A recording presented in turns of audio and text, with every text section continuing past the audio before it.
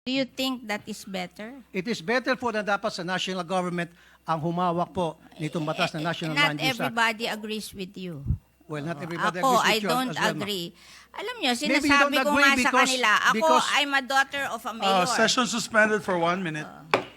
Kung yan po yung inyong premise, bakit hindi lang po natin tulungan itong mga maliit na farmers, bigyan na lang po sila ng puhunan para magkaroon po sila ng maging mechanized na po yung kanilang farming Binibigyan style. po. Well, Oo, then instead na bibilin binibigyan po yung po. kanilang mga lupa, pabayaan na lang po natin sila na isaka yung kanilang lupain at Meron tutulungan po. na lang po sila Meron po. na para Meron hindi na po po. ma-convert yung kanila pong mga farm into subdivision, into commercial area, and what have you.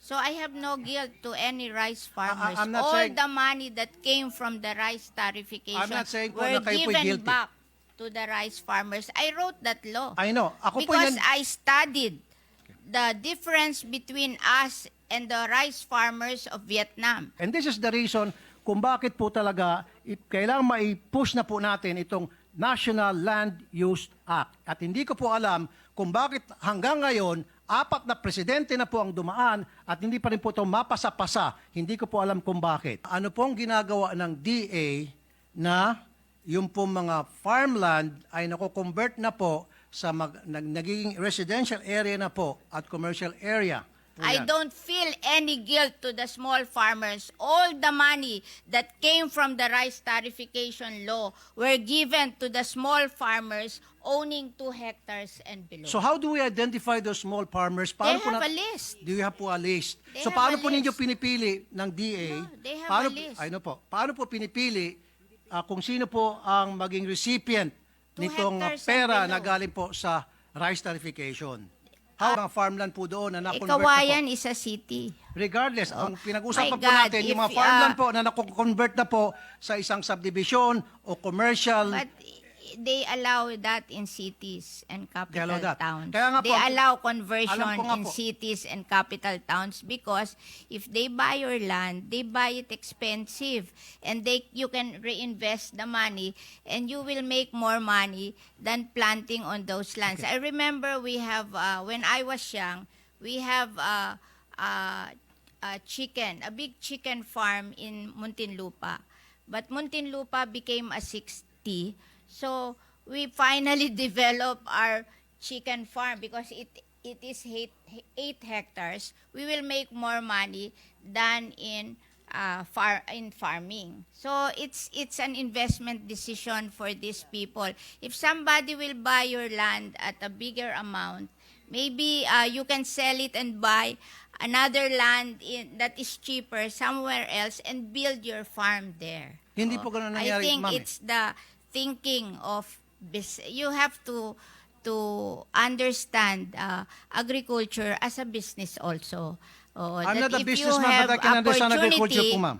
to sell your land at a higher price and be able to buy a bigger piece of land with that same money in less prime places, then you will do it. Kaya nga po, It's ito na- pong tanong ko po sa ating mga taga-DA. Ano po ang ginagawa nila sa ganitong nangyaring masamang sistema na paliit po ang ating farmland? Sorry po, madam ha. Na Yeah. hindi lang po sa Kawayan, sa Isabela, kundi sa I marami tend pong to mga probinsya disagree with you. na It's- marami na pong mga subdivision na nagsilipa na. Where will the people live if you don't build subdivision? Marami po mga lugar na pwede pong pagtayuan ng subdivision. Huwag lang po i-take over yung mga farms. Kasi nga po, kuminsan yung mga farmers, dahil sila po naghihikaos, they're being taken advantage of. No. Lalo na po meron tinatawag na rice tarification. So mura po yung mga bigas na dumarating dito, they cannot compete. And then papasok po ito mga negosyante at mag-o-offer ng pera para bilhin ang kanilang mga lupain. Of course, walang choice po yung mga farmers kung hindi ibenta na lang kanilang lupa sapagkat meron na po tinatawag na rice tarification. I wrote the rice Kayo tarification po ba yun? law.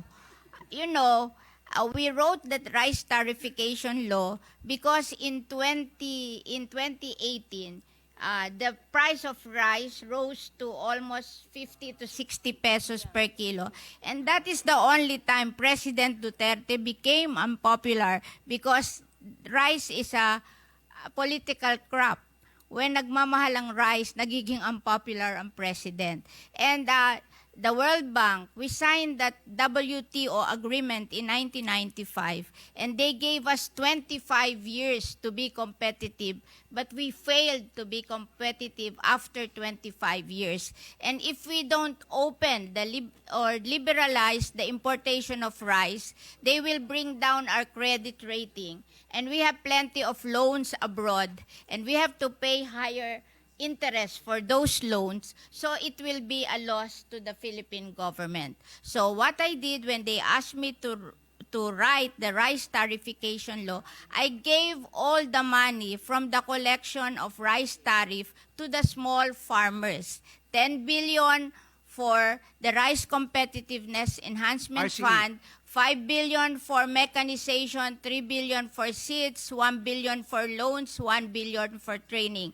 And anything above 10 billion that was collected, it was given to the rice farmers owning 2 hectares and below, 5,000 each, 1.6 million farmers. So that is 8 billion. So a total of 18 billion, which is the collection of the rice tarification law na rice tariff. Alam ko po I yan. don't feel any guilt to the small farmers. All the money that came from the rice tarification law were given to the small farmers owning 2 hectares and below. So how do we identify those small farmers? They Po have a list. Do you have po a list? They So have paano a po ninyo list. pinipili ng DA? No, they have paano, a list. I know po. Paano po pinipili kung sino po ang maging recipient 2 nitong hectares and pera below. na galing po sa rice tarification? How are they being They have a identified? list of farmers owning 2 hectares and below. So, Oh, meron po magpapalista ka sa kanila. They have RSBSA. Okay. Oo.